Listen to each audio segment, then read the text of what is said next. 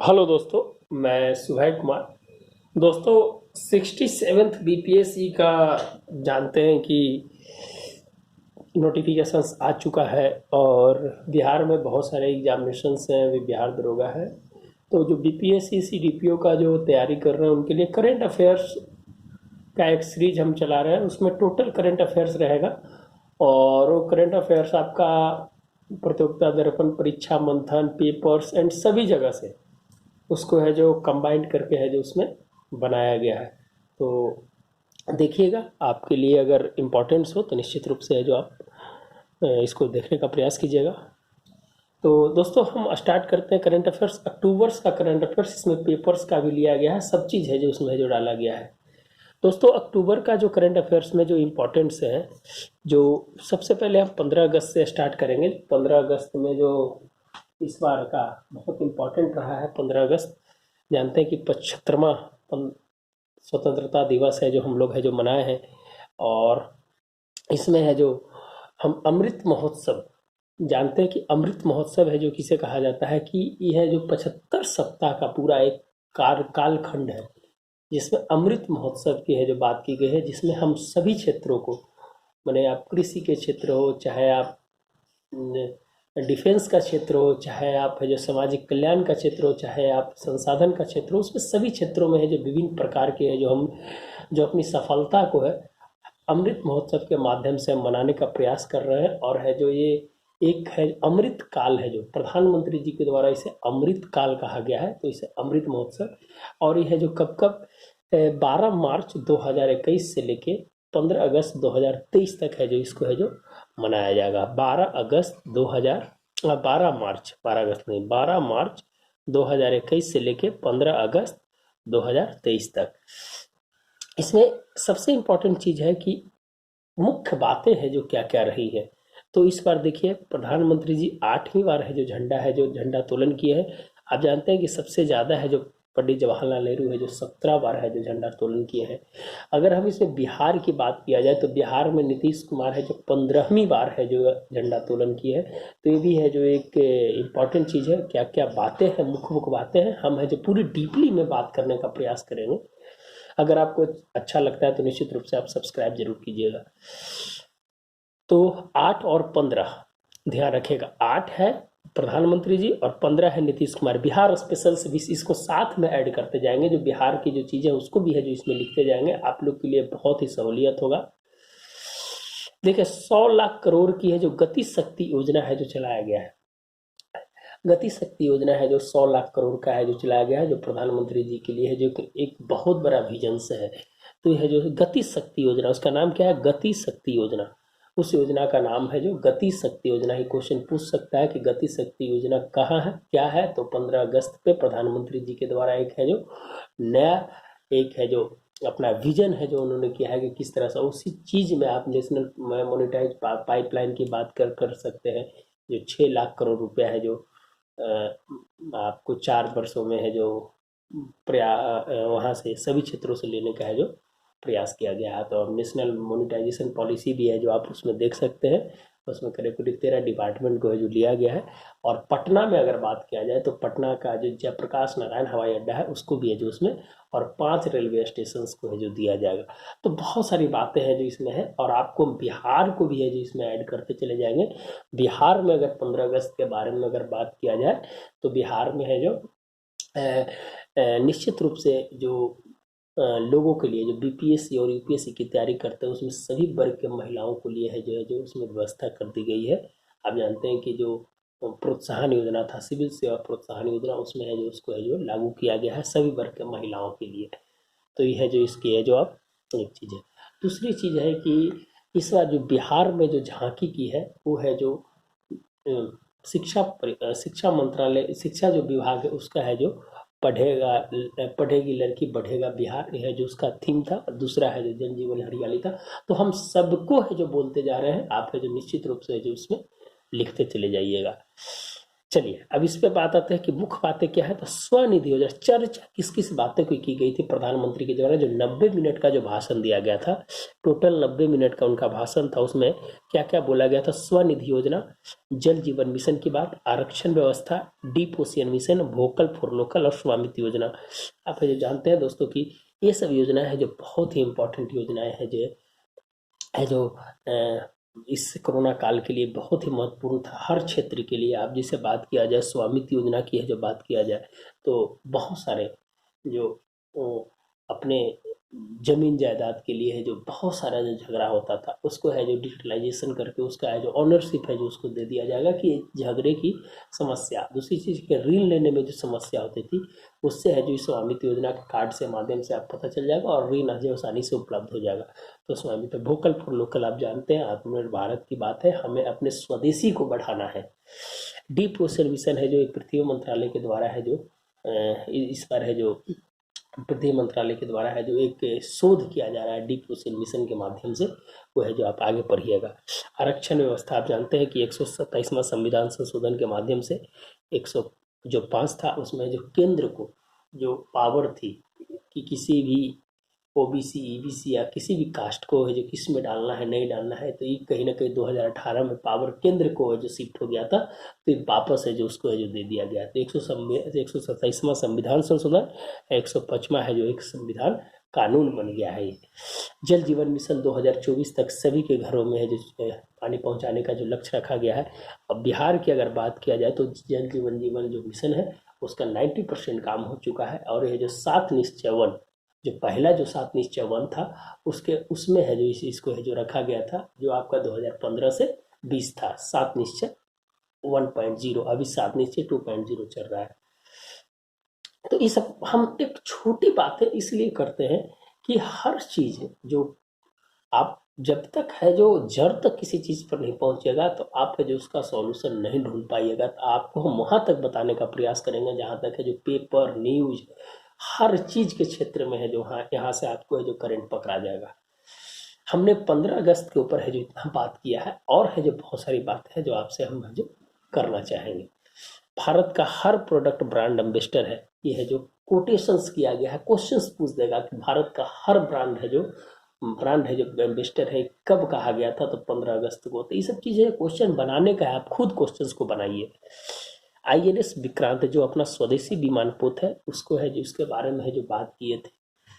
छोटा किसान बने देश किसान, 80% है, 80% लोगों के पास 2 हेक्टेयर से भी कम जमीन है। आप जानते हैं कि 2 हेक्टेयर से कम जमीन है जो अपना जो पूरे भारत में है जो 80% किसानों के पास है। तो छोटा किसान बने देश की शान, है ना।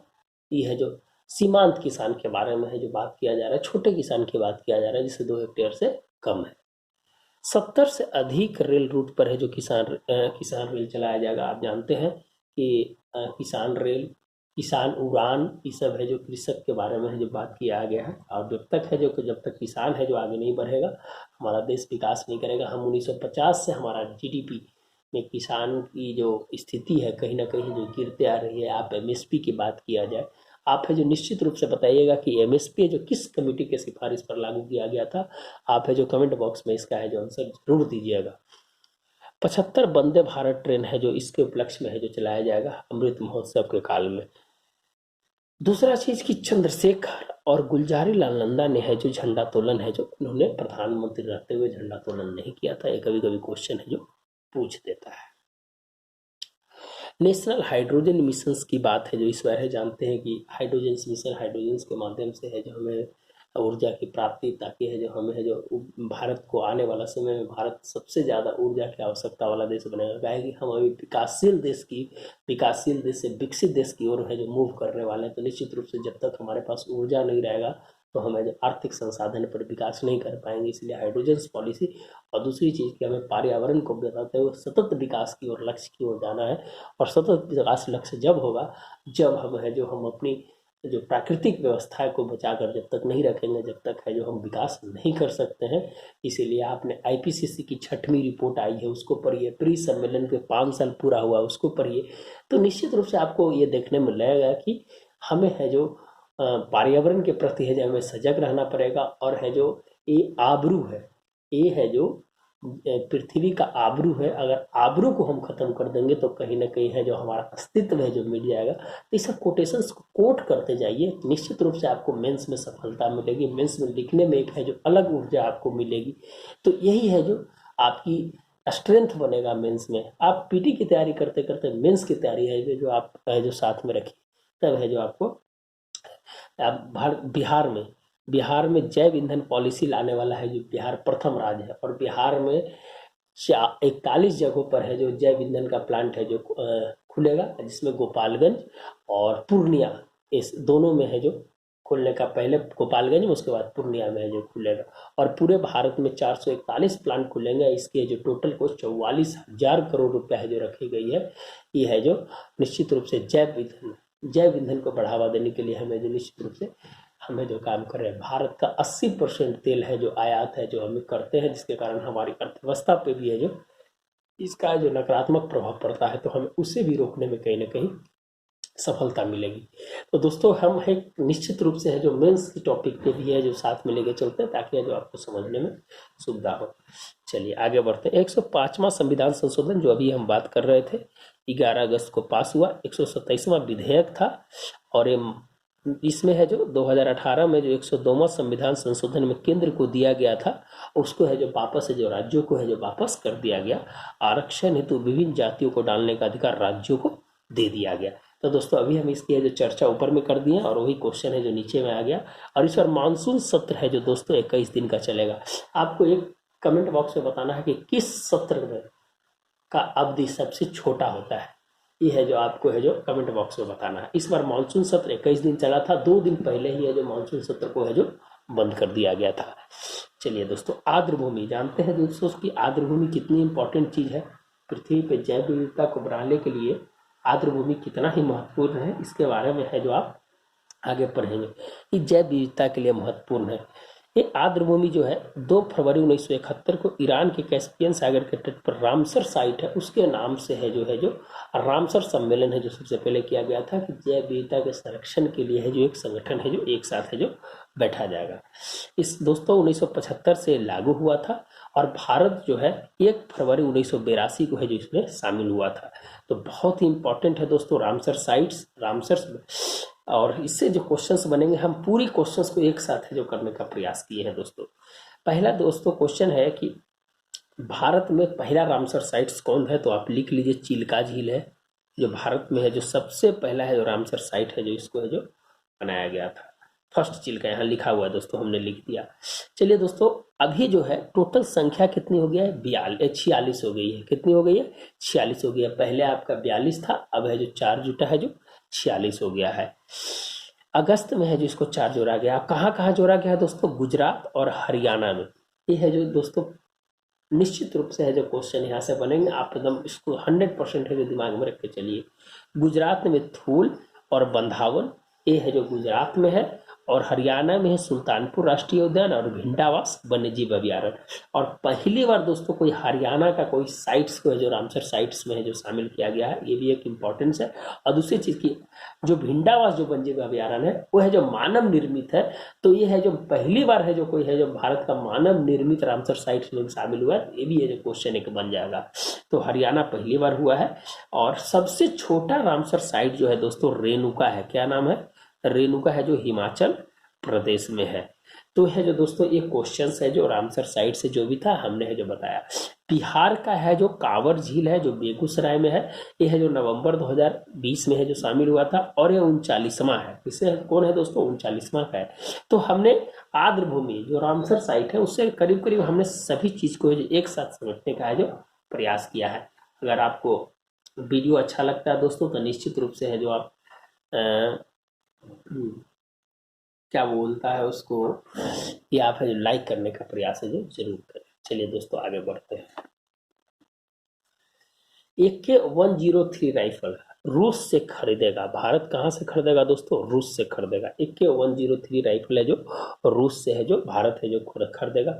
आप जानते हैं दोस्तों कि भारत रसिया का सबसे बड़ा है जो पार्टनर है इस मामले में। सिपरी रिपोर्ट भी कहता है, सिपरी रिपोर्ट में है भारत है जो सऊदी अरब के बाद दूसरा है जो सबसे ज़्यादा है जो हथियार खरीदने वाला है जो देश है। सऊदी अरब फर्स्ट है, और सबसे ज़्यादा हथियार है जो दोस्तों है जो रसिया से है जो भारत है जो खरीदता है। तो ये निश्चित रूप से है जो, और आप है जो भारत के साथ रूस का भी बहुत सारा युद्धाभ्यास हुआ है, युद्धाभ्यास।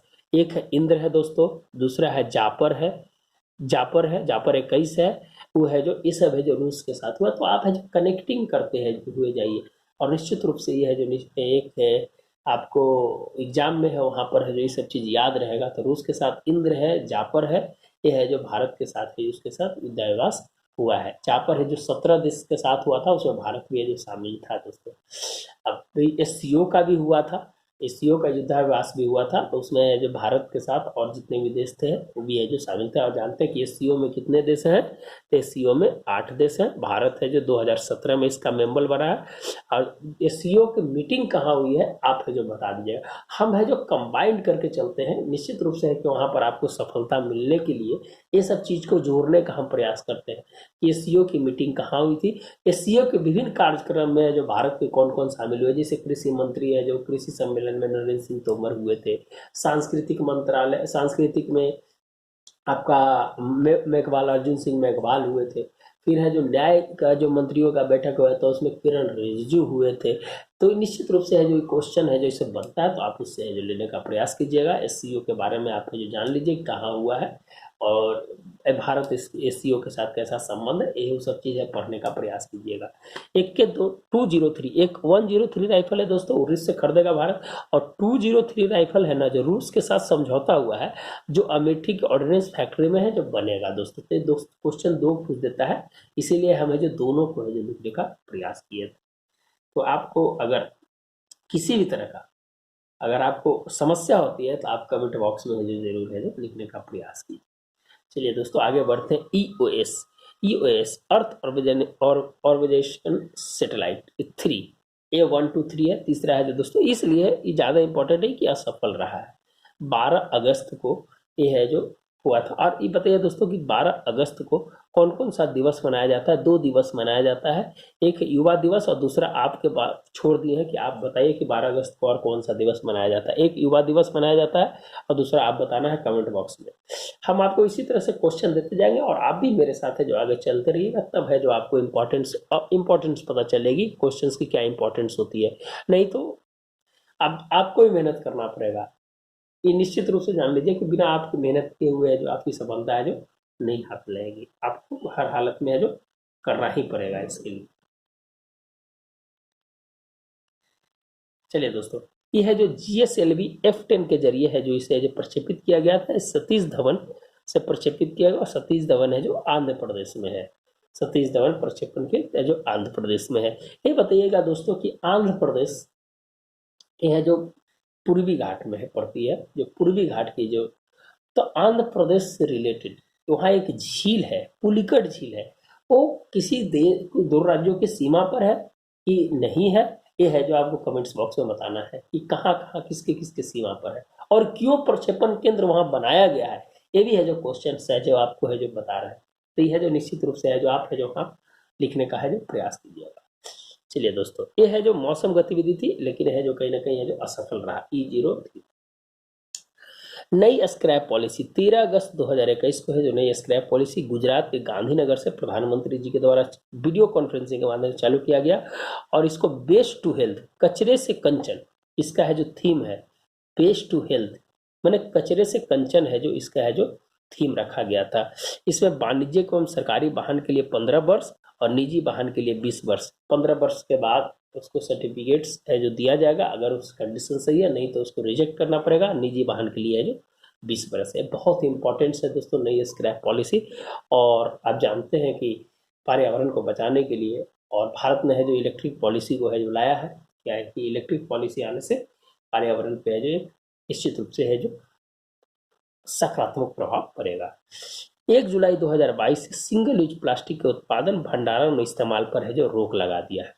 1 जनवरी 2022 से सिंगल यूज प्लास्टिक के उत्पादन, भंडारण, इस्तेमाल पर रोक लगा दिया। इसको पॉलीस्टीरीन का जो यूज होता है दोस्तों, उससे है जो आपको समुद्र में भी चला जाता है, तो उसका भी है जो मछली का जो प्रजनन केंद्र जो होता है या उसके जो जैव विविधता वाले क्षेत्र होते हैं वो है जो कहीं ना कहीं है जो असुरक्षित हो जाता है, इसके कारण भी समस्या हो जाती है। और हमारा खाद्य श्रृंखला के माध्यम से जब हम वो पानी भूमिगत जल में चला जाता है तो उससे भी जब आती है हमारे शरीर में, तो वो है जो निश्चित रूप से स्वास्थ्य को कहीं ना कहीं है जो समस्या पैदा कर रही है। इसीलिए स्वास्थ्य बजट को भी संतुलित रखने के लिए है जो बहुत ही महत्वपूर्ण है। बहुत ही बड़ी बातें बता रहे हैं दोस्तों, मेंस के लिहाज से भी बता रहे हैं। आप है जो निश्चित रूप से है जो इसको देखने का है जो प्रयास कीजिएगा। बुजुर्गों के जीवन स्तर के लिए एक रिपोर्ट है जो जारी किया गया इंस्टीट्यूट ऑफ कॉम्पिटिटिवनेस के द्वारा, और इसमें नीति आयोग भी है जो शामिल है। दोस्तों कौन है, अभी बताइए कि नीति आयोग की स्थापना और नीति आयोग क्या कार्य करता है, और नीति आयोग के वर्तमान अध्यक्ष कौन है, और नीति आयोग के वर्तमान सीईओ कौन है, ये है जो आप बताने का प्रयास कीजिएगा। इसके 4 स्तंभ है, वित्तीय कल्याण, सामाजिक कल्याण, स्वास्थ्य प्रणाली और सुरक्षा। ये है जो बुजुर्गों के लिए जीवन स्तर। अब एक क्वेश्चन और बता रहे हैं दोस्तों कि बुजुर्गों के अध्ययन को है जो क्या कहा जाता है। एक क्वेश्चन है जो आप निश्चित रूप से है जो उसमें बताने का प्रयास कीजिएगा कमेंट बॉक्स में। इसमें 2 पार्ट में बांटने का, एक 50 लाख से ऊपर वाले जनसंख्या, एक 50 लाख से कम वाले जनसंख्या में। 50 लाख से ऊपर वाले जनसंख्या में जो फर्स्ट स्थान है जीवन बेहतर के राजस्थान है जो फर्स्ट पे है, महाराष्ट्र सेकंड पे, और बिहार है जो थर्ड है 51.82%। एक क्वेश्चन भी है बिहार के लिए। दूसरा 50 लाख से कम वाले में फर्स्ट में हिमाचल प्रदेश, दूसरा उत्तराखंड, तीसरा हरियाणा। तो बिहार 51.82, ये है जो ध्यान रखिएगा, राजस्थान, महाराष्ट्र और बिहार।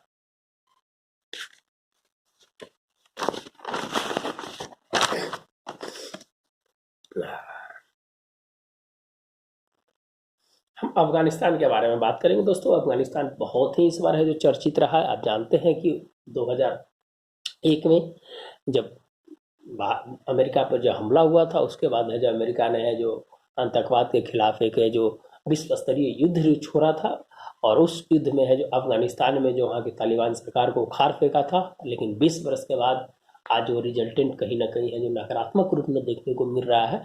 और जो अमेरिका की अमेरिकी फर्स्ट नीति है, उस नीति के चलते है जो अमेरिका ने अपना 2 ट्रिलियन पैसा खर्च करने के बाद भी है जो वहाँ से खाली हाथ लौटा, और वहाँ कहीं ना कहीं अशांति के रूप में है जो छोड़ कर गया। आप जानते हैं दोस्तों कि अफगानिस्तान में 30 अगस्त 2021 को अमेरिका ने है जो वहाँ अपना अंतिम काबुल एयरपोर्ट से अपना है जो अंतिम है जो वहाँ से छोड़ा, और अशरफ गनी जो वहाँ के राष्ट्रपति थे वो है जो यूएई चले गए भागकर। 15 अगस्त 2021 को तालिबान है जो वहाँ कब्जा कर लिया, और ऑपरेशन देवी शक्ति, भारत ने अपने नागरिकों को ऑपरेशन देवी शक्ति के माध्यम से एयरफोर्स और एयर इंडिया के विमान से है जो वहाँ से है जो लाया। अब इसके बहुत सारे पहलू हैं दोस्तों। अभी इसे अफगानिस्तान के बारे में अगर बात किया जाएगा तो आओ आगे हम बात करेंगे कि सबसे लास्ट जो नॉर्दर्न अलायंस जो पंसीर थी वो है जो सबसे अंतिम में है जो वहाँ कब्जा हुआ। वहाँ के अब्दुल मसूद जो वहाँ थे, वहाँ पर है जो अपनी जमीन अपनी मिट्टी के लिए है जो लड़ रहे थे, और सबसे अंतिम है जो कब्जा है जो वहाँ पर हुआ। बहुत सारी चीज़ें आप जानते हैं कि इस्लामी अफगानिस्तान और इस्लामिक अमीरात और अफगानिस्तान के नाम से है जो अभी वर्तमान है जो उसका नाम है। और वहाँ पर है जो एक जो ब्लैक लिस्टेड जो संयुक्त राष्ट्र के द्वारा ब्लैक लिस्टेड लोग हैं, वो है जो एक तालिबानी सरकार है जो चला रहे हैं, जिसमें हक्कानी नेटवर्क के भी लोग हैं। तो कहीं ना कहीं बहुत सारे देशों ने है जो इसकी समावेशी सरकार न होने के चलते मान्यता भी नहीं दिया है। तो भारत ने भी है जो अपना इस स्टैंड को है जो क्लियर किया है और अपने बेटे एंड वॉच की स्थिति में है। तो वहाँ से जो कुछ कुछ क्वेश्चंस बनेंगे दोस्तों, वह है जो आप देख लीजिए। बगराम एयरपोर्ट की बात है जो की जाती है, तो बगराम एयरपोर्ट है जो वहाँ अफगानिस्तान में है। दूसरा चीज़ भारत के साथ जो इम्पोर्टेंट सा था सलमा डैम, जो मैत्री बांध जो 2016 में बनाया था। संसद भवन 2015 में जो अटल संसद के नाम से जाना जाता है। स्टार पैलेस जो है जो भारत ने बनाया था, वो है जो सांस्कृतिक कार्यक्रम के लिए है जो वहाँ पर है जो बहुत इंपॉर्टेंट है। जरांग डिला राजमार्ग जो है 218 किलोमीटर का जो बीआरओ के द्वारा बताया था। आप बताइएगा दोस्तों कि बीआरओ की स्थापना कब हुई थी। चबार बंदरगाह से अफगान पहुंचने का ये रास्ता था। विद्युत एवं संचार के लिए पुल ए खुमरी जो 220 केवी ट्रांसमीटर्स लाइन्स का था, जो बघलान प्रांत में था। स्वास्थ्य के लिए इंस्टीट्यूट फॉर चाइल्ड हेल्थ की है जो वहाँ पर है जो भारत अफगान के साथ रिलेशनशिप है। और ये बताइएगा कि कौन सी रेखा है जो अफगानिस्तान पाकिस्तान के बीच में बांटती है, ये भी है जो क्वेश्चन है जो आपको पूछेगा। तो कहीं ना कहीं है जो इसको क्वेश्चन को हम है पूछ रहे हैं, इसकी आप है जो अपडेट रहे। ASEAN ASEAN Association of South East Asia Nations, इसकी है जो इस बार है जो ब्रुनेई में होगा दोस्तों। ये साल में 2 बार होती है, लेकिन एक ही जगह होती है। ब्रुनेई में भी है जो इसका है जो सम्मेलन होगा। और विदेश राज्य मंत्री जो भारत के हैं वो राजकुमार रंजन सिंह ने है जो इसमें है जो भाग लिया था। और ये क्षेत्रीय फोरम की है जो बैठक है दोस्तों। तो ये है जो एशियान के बारे में है जो आप जानते हैं कि एशियान भारत का सदस्य, भारत इसका सदस्य नहीं है। 1967 में इसकी स्थापना हुई थी। ये है जो लेकिन भारत के लिए बहुत ही इम्पोर्टेंट है, भारत के लिए बहुत ही इम्पोर्टेंट है। आईपीसीसी की 6वीं रिपोर्ट, 195 देश हैं दोस्तों। इसमें है जो inter government panel on climate change, इसका फुल फॉर्म कभी कभी पूछ देता है, तो आप है जो निश्चित रूप से है जो इसको याद रख लीजिए, inter government panel of climate change. इसमें है जो दोस्तों इस बार का जो थीम है climate change 2021 the physical science basis. ये है जो क्वेश्चन आपको पूछ देगा कि इस बार का है जो इसका थीम क्या है, द फिजिकल साइंस बेसिस। इसमें है जो दोस्तों 1.5 डिग्री सेल्सियस का है जो लक्ष्य रखा है कि इससे जो ज़्यादा पार नहीं होना चाहिए 2050 तक, और 2100 तक 2 डिग्री सेल्सियस से जो पार नहीं होना चाहिए। अगर 2 डिग्री सेल्सियस होने पर क्या होगा, गर्मी के लंबे मौसम होंगे, लहरें कृषि पर प्रभाव पड़ेगा, वाटर साइकिल प्रभावित होगा और बाढ़ सूखा की स्थिति होगी, और समुद्र जल स्तर का बढ़ना, और कई द्वीपों पर है जो इसका संकट है जो बढ़ जाएगा। भारत के कम से कम 13-14 ऐसे द्वीप हैं जहाँ पर है जो संकट है जो बढ़ जाएगा। तो आईपीसीसी की जो रिपोर्ट्स है, 6वीं रिपोर्ट्स है जो इस बार है जो जारी किया गया है। तो दोस्तों इस सब इंपॉर्टेंट क्वेश्चंस को है हमने एक साथ है जो करने का प्रयास किया है, ताकि है जो आपको एग्जाम में है जो इसकी सहायता मिल जाए। चलिए दोस्तों, एससीओ की कृषि मंत्री की सम्मेलन में नरेंद्र सिंह तोमर है जो भाग लिए थे, और यह ताजिकिस्तान के दुशान्बे में हुआ था। एससीओ की कहीं भी मीटिंग होगी तो एक साल में वही होती है, और सब मीटिंग है जो वही होती है। तो दुशान्बे में है जो एससीओ की है जो मीटिंग हुई थी, ये है जो संघाई सहयोग कॉरपोरेशन इसको बोला जाता है, साहियायिक सहयोग संगठन बोला जाता है, इसे पूर्व का नाटो भी बोला जाता है। तो निश्चित रूप से एससीओ एक बहुत ही इम्पोर्टेंट है जो फॉर्म है, और एशिया के लिए तो बहुत ही महत्वपूर्ण है।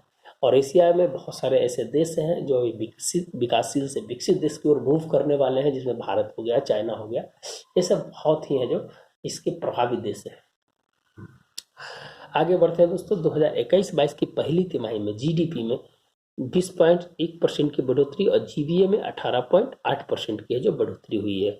इसमें निर्माण का जो सहयोग है 68.3% जो है जीवीए का है, जो 2011-12 के बेस ईयर से है।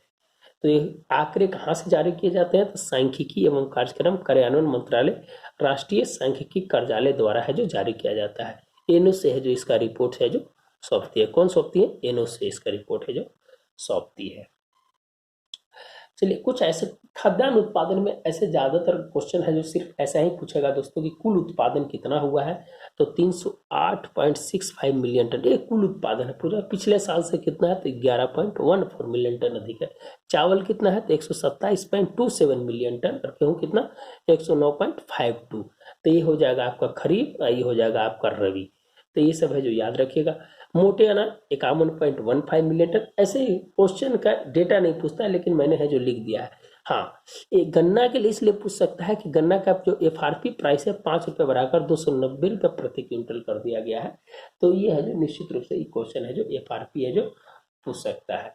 ये जो एमएसपी की तरह है, लेकिन एफआरपी है जो ये निश्चित रूप से है जो उतना देता ही है गवर्नमेंट, जितना है जो उन्होंने जो अनाउंस किया है। एफआरपी है जो 290 रुपये प्रति क्विंटल है। सबसे ज़्यादा एफआरपी अभी जो आप इसमें राज्य में उसको एसआरपी बोलते हैं, तो वह जो सबसे ज़्यादा है जो कहाँ मिल रहा है, वो पंजाब में मिल रहा है। तो एफआरपी याद रखिएगा दोस्तों। ये है जो कैबिनेट, जो आर्थिक मामले के जो कैबिनेट होते हैं उसमें है जो इसका फैसला लिया जाता है। कभी कभी क्वेश्चन पूछ देता है। पीएम किसान निधि की 9वीं किस्त है जो जारी किया गया है, और पीएम किसान में कितना पैसा मिलता है और कितना करने का प्रावधान किया जा रहा है, ये भी दोनों क्वेश्चन को आप है जो निश्चित रूप से जो आप है जो बताने का प्रयास कीजिएगा कमेंट बॉक्स में।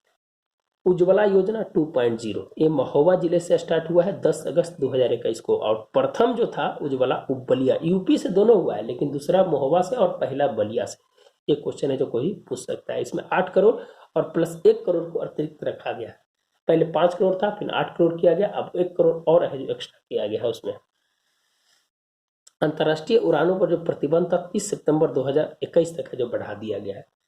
30 सितंबर 2021 के बाद अभी जान रहे हैं कि अंतर्राष्ट्रीय उड़ान है जो एयर बबल जो है, जो बहुत सुनते होंगे, वो है जो विमानन से ही संबंधित है और बहुत सारे देश में है जिसको है जो लागू किया गया और जिसके साथ समझौता था उसी के साथ है जो उड़ान है जो आती थी एयर बबल। भारत ने 28 देशों के साथ है जो एयर बबल समझौता किया है। तो ये सब ध्यान रखिएगा, कभी कोई क्वेश्चन है जो पूछ देता है। स्वतंत्रता के 75वें वर्ष पर 75 रेलवे स्टेशन पर खादी एवं गोवर्धन उद्योग द्वारा प्रदर्शनी है जो लगाया जाएगा। तो ये भी कभी कोई क्वेश्चन पूछ देगा कितना है जो 75 वर्ष में है जो खादी ग्रामोद्योग उद्योग द्वारा है जो क्या है जो व्यवस्था की गई है, तो यह जो मेंस में भी लिखने के लिए काम आएगा।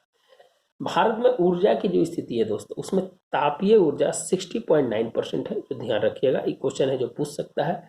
नाभिकीय से 1.8% है और आपका हाइड्रो प्रोजेक्ट से 12.1% है। और है जो अक्षय ऊर्जा जो अपने लक्ष्य को पार कर चुका है, जो है जो 25.2% है। जो लक्ष्य 100 मेगावाट का जो रखा था, 100 गीगावाट का जो रखा था, उसको लक्ष्य को है जो पार कर गया। 175 गीगावाट था जिसमें 100 गीगावाट है जो अक्षय ऊर्जा से रखा था, उसको है जो पार कर गया है। 25% है जो उसका 25.2 हो गया है। तो ध्यान रखिएगा टोटल जो ऊर्जा का उत्पादन है 3,86,888 मेगावाट है। तो ध्यान रखिएगा दोस्तों। और 2030 तक है जो 450 गीगावाट का है जो लक्ष्य रखा गया है।